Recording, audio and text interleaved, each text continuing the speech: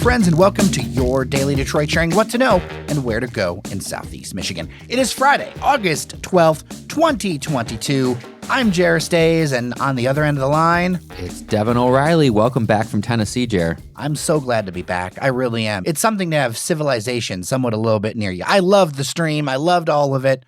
But, you know, I am a city guy at heart. That's true. Same as I am, Jer. We share that. Jer was a man of his word, and he brought me back a nice little trinket from Pigeon Forge in Flavortown, so I appreciate that, Jer.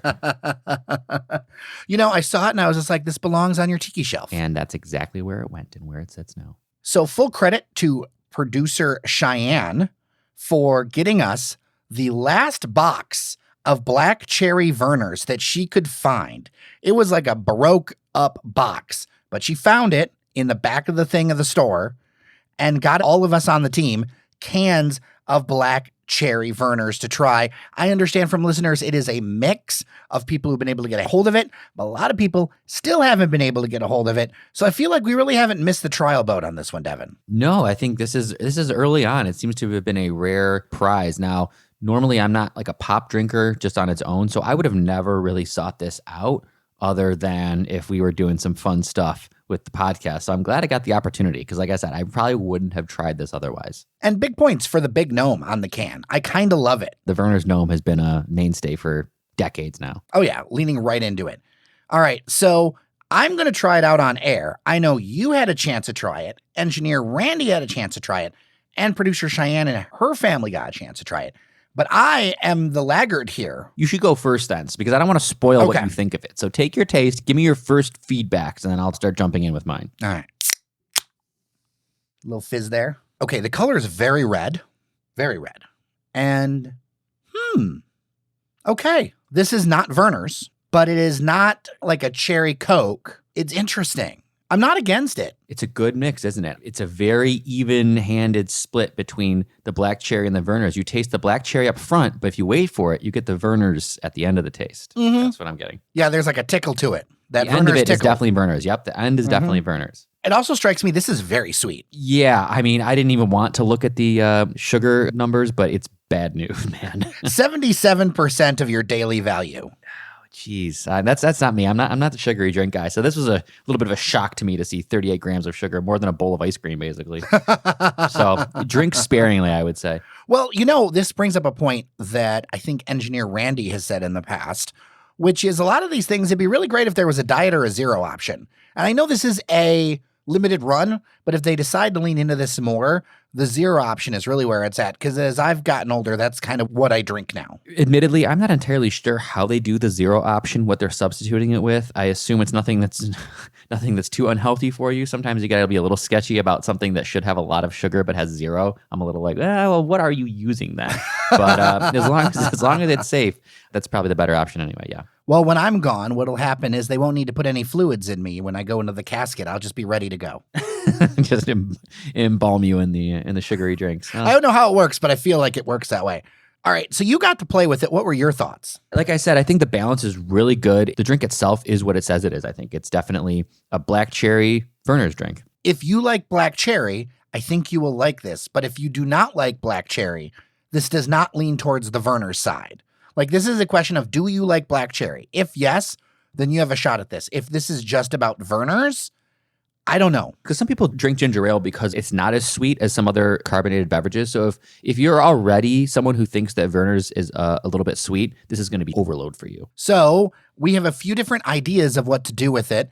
First off, do you want to go with your cocktail suggestion, or I have notes here from engineer Randy? I'll go with mine. All right. So I made this yesterday and I already drank it. So it's more than just an idea. It was actually put into practice, Jerry. You know, look, I'm not going to sit around and delay having a nice Vernors cocktail. So I went ahead and made this with what I had. I didn't get super complicated with it, but I kind of pulled together, which I think most people do. And that's kind of what we do around here, right? We just pull together what's in our house or in our apartment already and make a cocktail. So I leaned into kind of the old fashioned, which seems pretty obvious. I'm a little bit of one trick pony there with the bourbon drinks. So I did an ounce of bourbon. I did 2 ounces of the Vernors Black Cherry. I had some chocolate bitters to add a little bit of kind of a sweet bitterness to it. So a few drops of the chocolate bitters.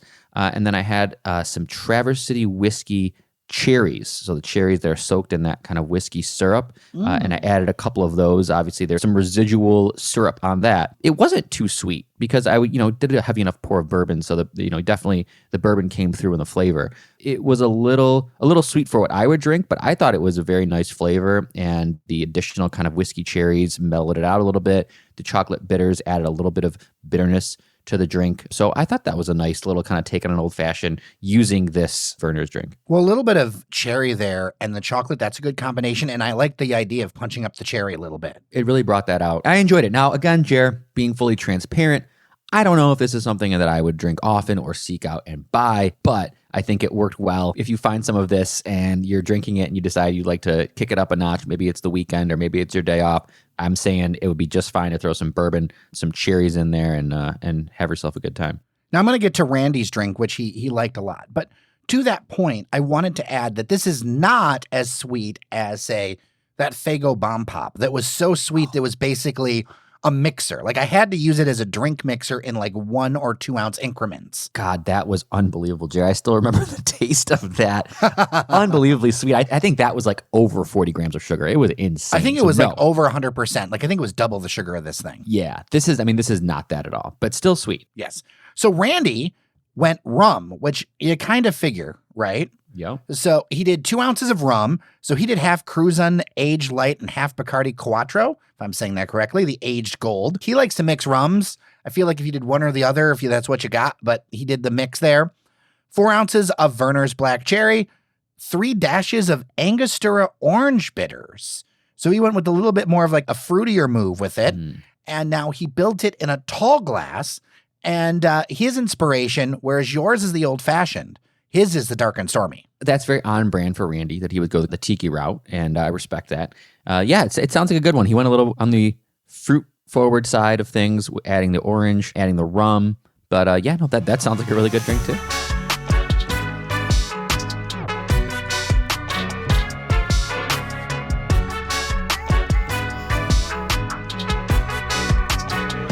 So, Devin, did you catch Hard Knocks on HBO? Everybody online is talking about it. People are literally a Twitter.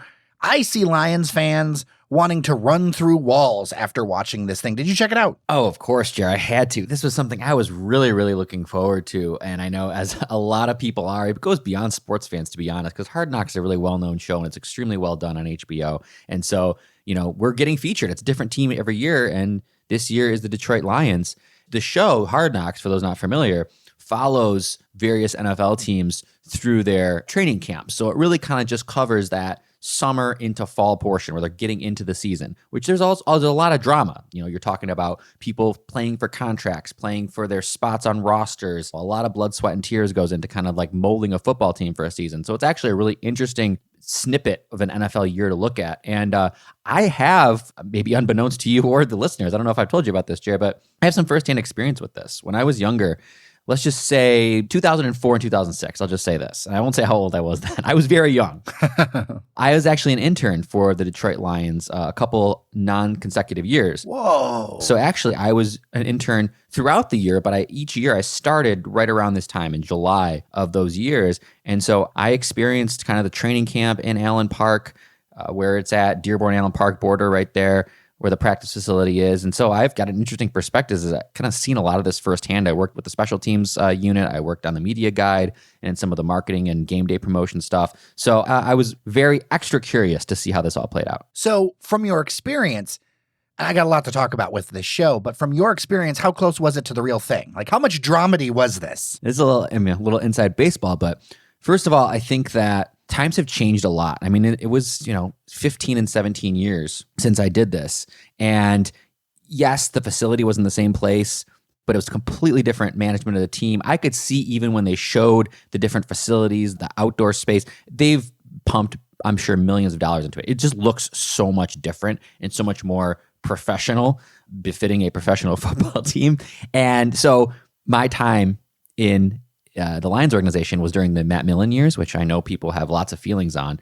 And it just seems like this organization is just a much better steered ship. I was trying to choose my words carefully, but it just seems a lot more professional than it was when I was there all those years ago. So a few things stuck out for me that necessarily aren't football. Now, at the end of the day, I don't know if we're going to get a playoff spot or anything like that. I feel like it's a great accomplishment if we're in some sort of hunt for a wild card, at some point in the season.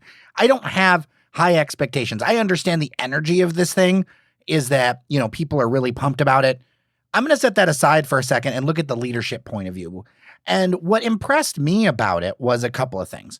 One, I really believe in the term servant leadership, meaning there is nothing, and I think you know this, Devin, there is nothing I will ask anyone on this team to do that I would not do myself. Right. And Dan Campbell embodied that in so many ways, like when he did the up downs, which is something that coaches don't always do, right? When he helped people realize that they could be themselves and that they would do better if they were themselves. I love that. I loved Jamal Williams with the speech that he gave. He's actually a former guest of this podcast. The speech that he gave that got people pumped up around it. He feels like, and this is a difference between when we talked to him like a year ago till now, not only is he invested, but he's like got a chip on his shoulder, which is what you kind of want in this situation. And I look at that, and then the coaches, many of them have been in the trenches. I almost wonder if we should start the coaches at this point. Yeah, that stuck out for me too, Jared. I mean, I've already heard some things like, hey, I hope we get as much out of these assistant coaches and coaching staff as we can this year, because they're going to be some sought-after coaches after this. You've got like Deuce Staley on offense and Aaron Glenn on defense, and you really get to understand their kind of personal relationship that they have, a really kind of like fun, loving rivalry with the offense and the defense.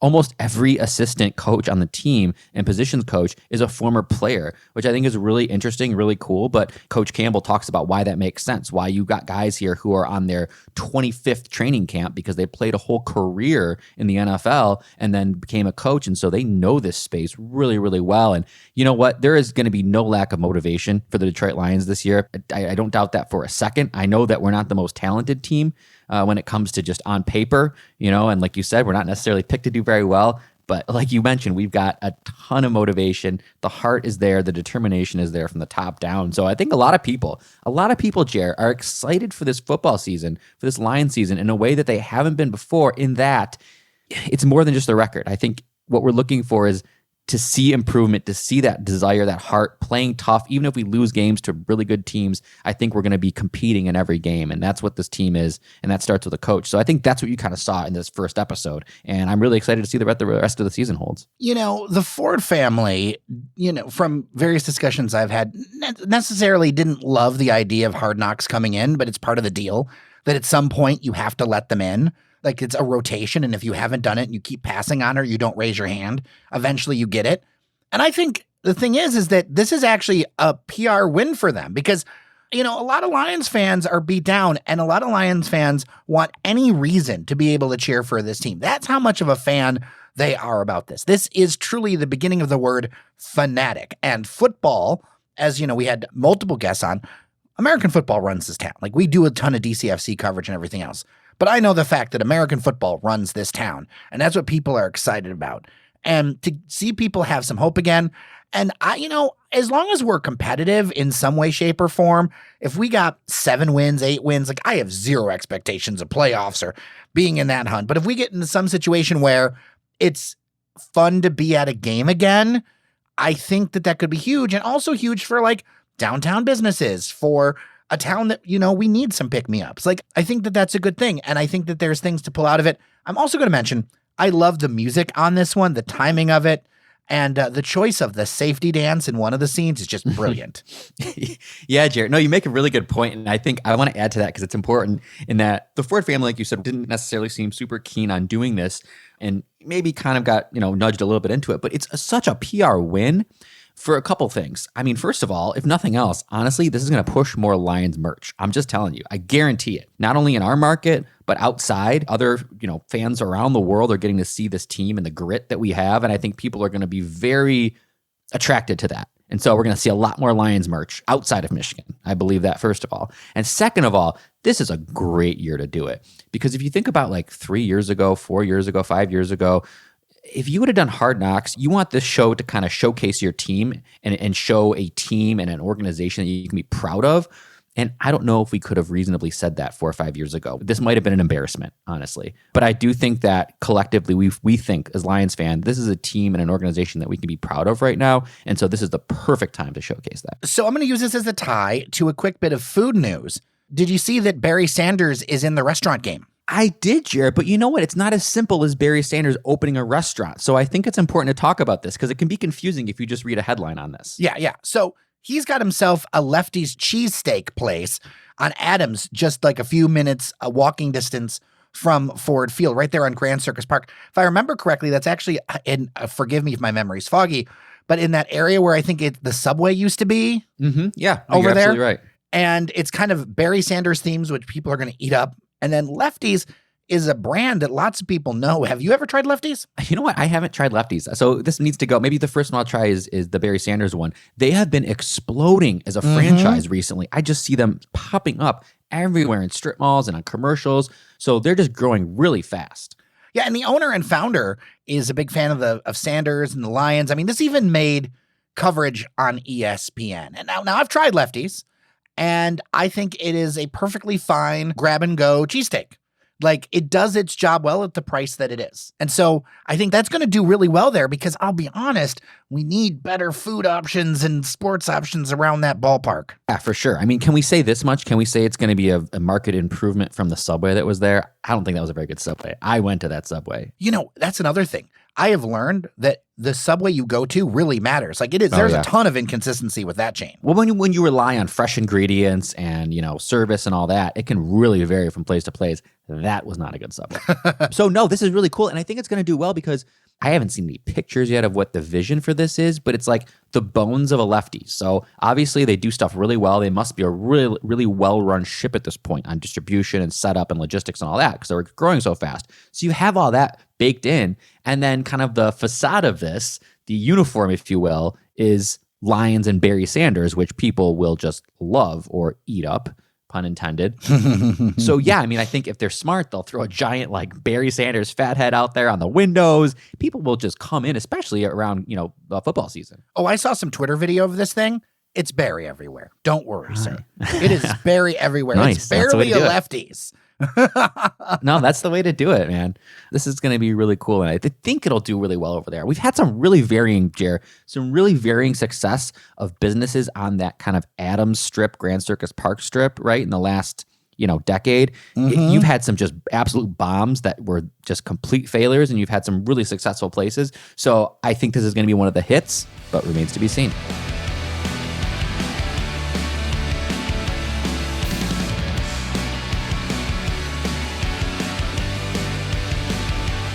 All right, before we let you go, I wanted to talk about this $25 million that the U.S. Transportation Department is awarding towards rebuilding a couple of miles of Michigan Avenue, adding self-driving vehicle lanes, transit lanes, and also bringing back and doing some paver work through Corktown, basically up till I-96. It'll be a $50 million or so project in total. This is part of the big $1.2 trillion infrastructure bill.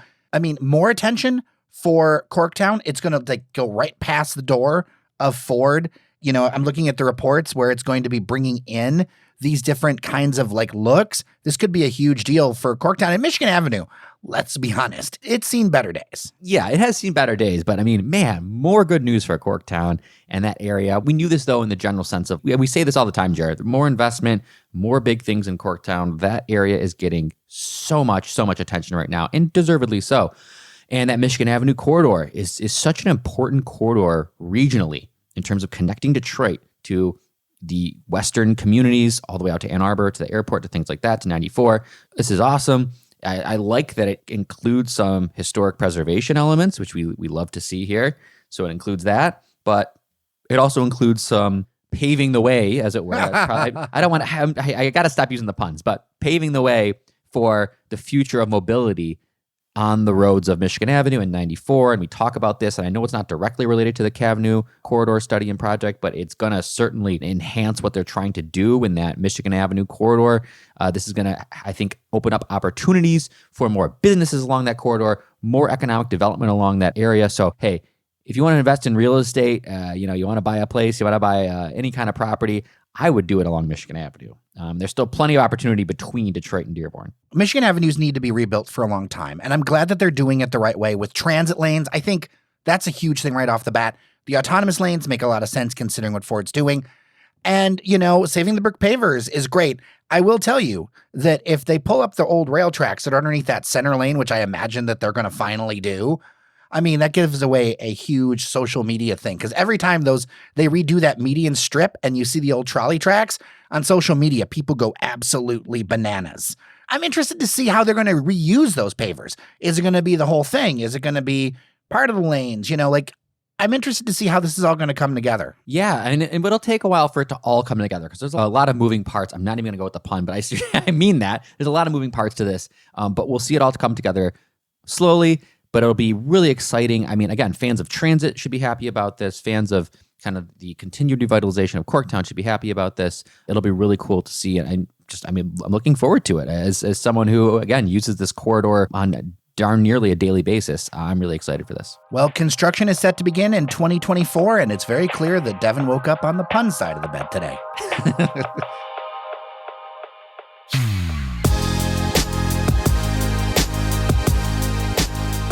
All right, we are done for today. Devin O'Reilly, so good to talk to you. Great to talk to you, Jer. Excited for what's to come, and I hope we can continue our discussions and have some more laughs and have some more fun on the next episode of Daily Detroit, which I'll be on next week, right?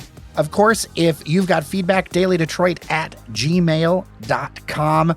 As always, we are open ears and ready for you. Thanks to everyone behind the scenes who makes this thing happen. Thanks to those at patreon.com/dailydetroit for your support. With that, I'm Jer Stays. Remember that you are somebody, and we'll see you around Detroit.